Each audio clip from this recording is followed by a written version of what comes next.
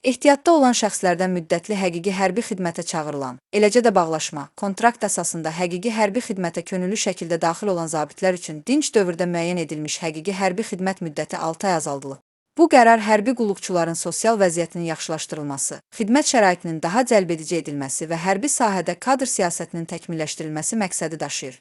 Müvafiq dəyişikliklər Azərbaycan Respublikasının Prezidenti İlham Əliyev tərəfindən təsdiqlənən hərbi xidmət keçmə haqqında əsasnamənin təsdiq edilməsi barədə qanuna, eləcə də hərbi vəzifə və hərbi xidmət haqqında qanuna edilən əlavə və dəyişikliklərdə öz əksini tapıb. Qanunvericiliyə edilən bu yeniliklər müasir dövrün tələblərinə uyğun olaraq hərbi xidmət sisteminin daha çevik və səmərəli şəkildə təşkilinə yönəlir. Yeni dəyişikliklərə əsasən ehtiyatdan müddətli həqiqi hərbi xidmətə çağırılan şəxslər, həmçinin bağlaşma əsasında həqiqi hərbi xidmətə könüllü daxil olan zabitlər üçün xidmət müddəti 1 il olaraq müəyyən edilir. Qeyd edilir ki, bu müddət başa çatdıqdan sonra tərəflərin qarşılıqlı razılığı əsasında həmin şəxslərin kadr zabit heyətinə keçirilməsi mümkündür. Bu imkan zabitlərin uzunmüddətli hərbi karyera qurmasına, peşəkar hərbçi kimi inkişaf etməsinə və orduda davamlı xidmət etməsinə şərait yaradır. Eyni zamanda, bağlaşma əsasında həqiqi hərbi xidmətə könüllü daxil olan əcnəbilər və vətəndaşlığı olmayan şəxslər üçün xidmət müddəti 3 ilədək müəyyən edilir.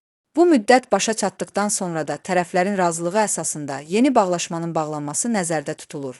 Beləliklə, Azərbaycan ordusunda xidmət etmək istəyən xarici vətəndaşlar və vətəndaşlığı olmayan şəxslər üçün hüquqi mexanizmlər daha aydın və dəqiq şəkildə tənzimlənmiş olur. Qəbul edilən bu dəyişikliklər bütövlükdə hərbi qulluqçuların hüquqi statusunun möhkəmləndirilməsinə, xidmət müddətinin daha optimal şəkildə müəyyən olunmasına və ordunun peşəkar kadr potensialının gücləndirilməsinə xidmət edir. Həmçinin bu addımlar ölkənin müdafiə qabiliyyətinin artırılmasına, silahlı qüvvələrdə intizamın və peşəkarlığın yüksəldilməsinə müsbət təsir göstərir.